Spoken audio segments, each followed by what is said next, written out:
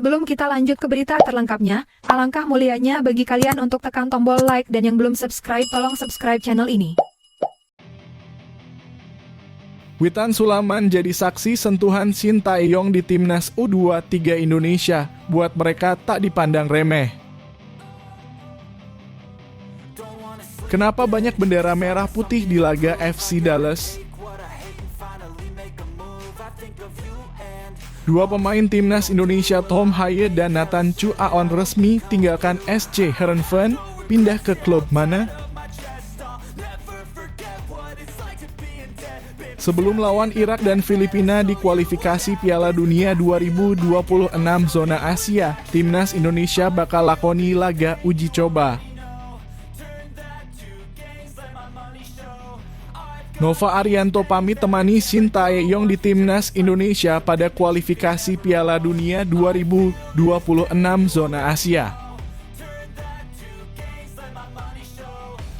Netizen Indonesia kembali berulah, kali ini serbu klub asal Korea Selatan.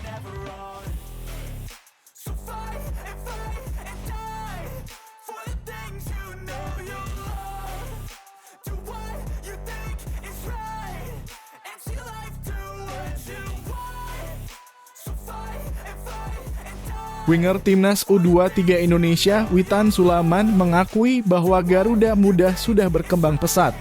Garuda Muda sukses melaju hingga perebutan juara ketiga Piala Asia U23 2024.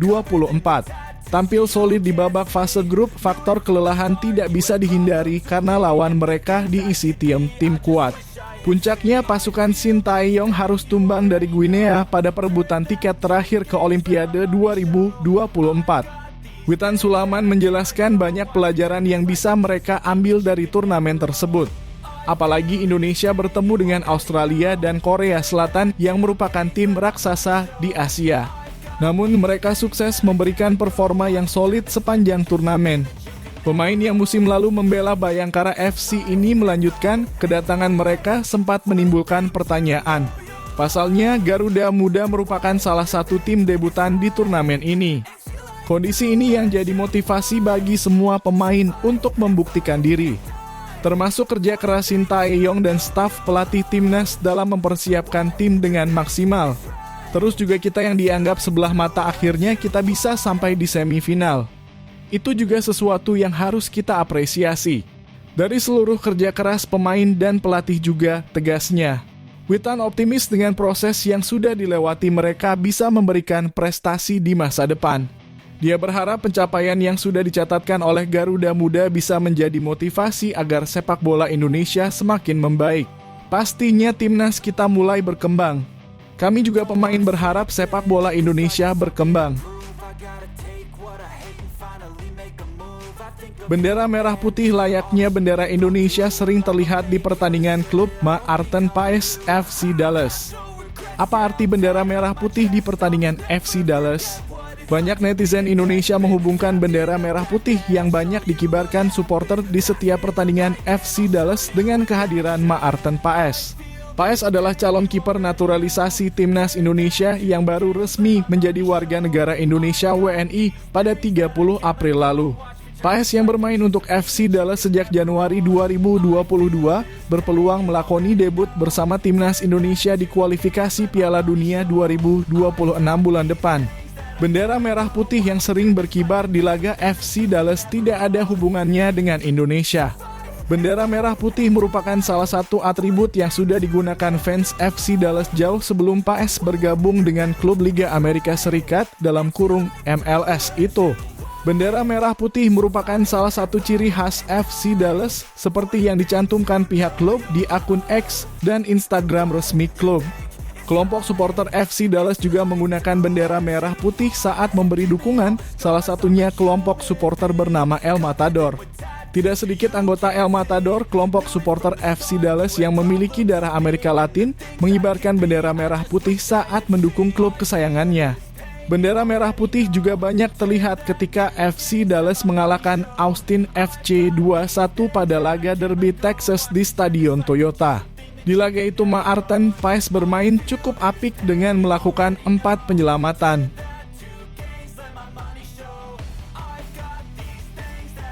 Dua pemain timnas Indonesia, Tom Haye dan Nathan Chu Aon resmi meninggalkan SC Heerenveen akhir musim ini.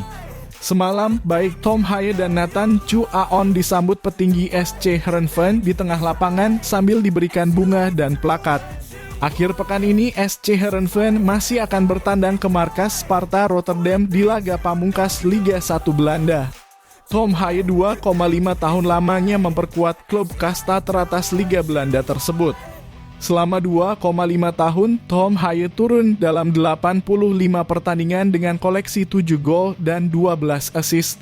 Sementara Nathan Chu Aon baru gabung SC Heerenveen pada Januari 2024 dengan status pinjaman dari Swansea City.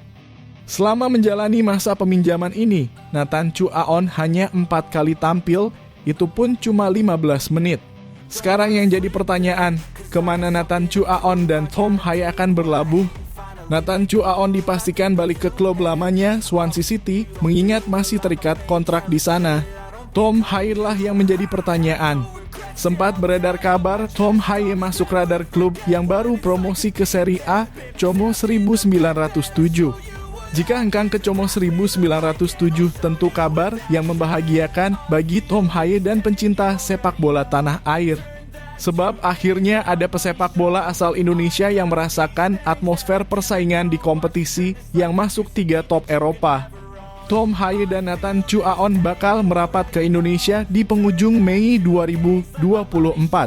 Ia bakal memperkuat timnas Indonesia di 2 laga pamungkas grup F kualifikasi Piala Dunia 2026 zona Asia kontra Irak 6 Juni 2024 dan Filipina 11 Juni 2024. Timnas Indonesia hanya membutuhkan 1 kemenangan dari 2 laga sisa untuk mengunci tempat di babak ketiga kualifikasi Piala Dunia 2026 zona Asia. Menarik menanti aksi timnas Indonesia ke depan. Ketua Badan Tim Nasional BTN, Sumarji, mengabarkan akan ada laga uji coba yang bakal dihadapi Timnas Indonesia sebelum menjamu Irak dan Filipina di Stadion Utama Gelora Bung Karno, Jakarta. Laga uji coba itu dimaksudkan untuk semakin mematangkan persiapan skuad Garuda jelang menghadapi 2 laga terakhir di grup F kualifikasi Piala Dunia 2026 zona Asia. Timnas Indonesia akan kembali melanjutkan perjuangannya dengan melakoni 2 laga sisa grup F putaran kedua kualifikasi Piala Dunia 2026 zona Asia. Skuad Garuda dijadwalkan lebih dulu menghadapi Irak pada 6 Juni dan hadapi Filipina pada 11 Juni 2024 mendatang. Dijadwalkan 2 pertandingan tersebut akan digelar di Stadion Utama Gelora Bung Karno, Senayan, Jakarta. Tentunya ini menjadi modal bagus untuk menambah kepercayaan diri pemain untuk bisa mendulang hasil manis di 2 pertandingan tersebut. Sumarji menyampaikan timnas Indonesia akan berkumpul untuk memulai pemusatan latihan TC pada akhir bulan ini, tepatnya 27 Mei 2024. Dia juga mengungkapkan kalau PSSI memiliki wacana untuk menggelar laga uji coba pada tanggal 2 Juni sebagai persiapan skuad Garuda melawan Irak dan Filipina. Pertandingan pertama itu lawan Irak tanggal 6. Tapi sebelum tanggal 6 itu sempat ada diskusi PSSI juga akan menyiapkan uji coba kalau jadi. Karena kan juga waktunya cukup mepet. Kalau jadi, uji coba itu akan dilakukan tanggal 2 Juni. Sumarji masih belum mengungkap siapa yang akan menjadi lawan uji coba timnas Indonesia. Sebab PSSI masih mencari negara mana yang sekiranya bisa didatangkan ke Indonesia. Kita juga lagi pikirkan lawan mana yang kira-kira bisa datang ke sini. Setelah itu baru kita tanggal 6 lawan Irak dan 11 melawan Filipina, tutur Sumarji. Sementara sebelumnya santer kabar kalau Malaysia akan menjalani laga uji coba melawan timnas Indonesia. Bukan tidak mungkin kalau tim berjuluk Harimau Malaya itu yang nantinya akan menjadi lawan skuad Garuda.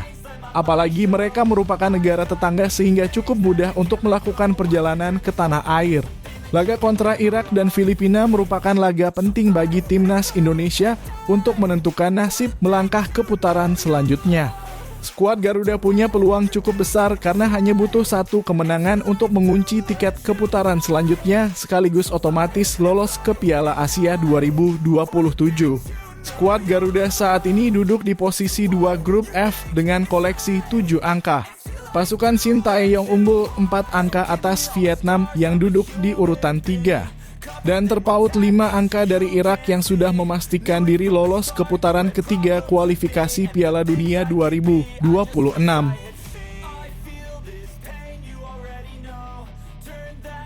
Arsitek Timnas U16 Indonesia, Nova Arianto, mengungkapkan tidak akan menemani Sintayong sebagai asisten pelatih di Timnas Indonesia pada lanjutan grup F putaran kedua kualifikasi Piala Dunia 2026 zona Asia yang kembali bergulir pada Juni 2024. Pasalnya, pada periode yang sama, Nova Arianto tengah menyiapkan Timnas U16 Indonesia menatap Piala AFF U16 2024. Piala AFF U16 2024 yang digelar di Solo, Jawa Tengah, mulai bergulir pada 21 Juni hingga 4 Juli mendatang. Dua venue yang menggelar Piala AFF U16 2024 adalah Stadion Manahan dan Stadion Sriwedari.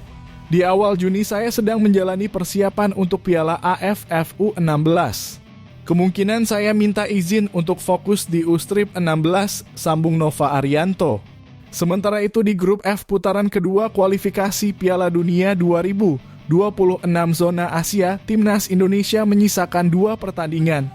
Berdasarkan jadwal, Timnas Indonesia akan menjamu Irak dan Filipina. Timnas Indonesia yang menempati urutan kedua klasemen grup F putaran kedua kualifikasi Piala Dunia 2026 zona Asia tercatat mengoleksi 7 poin. Sebelumnya, Nova Arianto baru saja mendampingi Sintayong di Piala Asia U23 2024 hingga play-off kualifikasi Olimpiade 2024 melawan Guinea. Selama meninggalkan skuad Timnas U16 Indonesia, Nova Arianto tetap memantau perkembangan skuad Garuda Nusantara. Kondisi tim sangat baik karena kami sudah mulai dari tanggal 18 April. Kami fokus pada dasar fisik pemain. Saat ini kondisi luar biasa. Saya selalu mengikuti latihan dari video yang dikirim ke saya. Perkembangan mereka sangat baik dan semoga lebih siap lagi. Tiba di tanah air pada Sabtu 11/5/2024 usai bertugas dengan Timnas U23 Indonesia. Nova Arianto langsung bertolak ke Yogyakarta untuk memimpin pemusatan latihan TC Timnas U16 Indonesia. Ada 34 pemain termasuk pemain diaspora yang masih bergabung. Kami akan mengerucutkan mereka sebelum Piala AFF. Dia menambahkan bahwa status tuan rumah di Piala AFF U16 2024 menjadi motivasi tersendiri bagi Timnas U16 Indonesia. Di Piala AFF U16, Timnas U16 Indonesia menyandang predikat juara bertahan. Timnas U16 Indonesia yang diasuh Bima Sakti membungkam Vietnam dengan skor 1-0 di partai puncak Piala AFF U16 2022. Netizen Indonesia membanjiri kolom komentar postingan terbaru klub asal Korea Selatan, Suwon FC. Sebagai informasi, Suwon FC memiliki jadwal melakoni laga pekan ke-12 K-League 1 2024 pada hari Minggu 12 April 2024. Lawan yang dihadapi yakni Jeonbuk Hyundai. Tepat sebelum laga, Suwon FC memposting daftar line-up di akun resmi Instagramnya. Namun postingan tersebut lalu mendapatkan banyak komentar dari netizen Indonesia. Tak sedikit yang mempertanyakan keputusan Suwon FC yang tak membawa Pratama Arhan. Pratama Arhan sendiri sejauh ini belum pernah mendapatkan kesempatan bermain di K-League 1 2024. Padahal sang pemain selalu menjadi pilihan utama di Timnas Indonesia. Kurang apa Arhan, fisik udah teruji, hampir seluruh match Timnas kelompok umur dan senior selalu main. Hal ini tentu cukup disayangkan. Pasalnya, keputusan terkait pemilihan pemain tentu berada di tangan pelatih Suwon FC. Di sisi lain, Pratama Arhan juga harus terus bekerja keras untuk bisa menembus skuad utama. Sementara itu, sebelumnya aksi kurang terpuji juga sempat ditunjukkan netizen Indonesia ke akun Instagram Federasi Sepak Bola Guinea. Hal tersebut merupakan buntut dari kekalahan Timnas U23 Indonesia saat melawan Guinea dengan skor 0-1 pada tanggal 9 Mei lalu. Hasil ini sekaligus membuat tim asuhan Shin Tae-yong gagal melaju ke Olimpiade 2024. Setelah pertandingan, beberapa oknum netizen Indonesia memberikan komentar bernada rasis.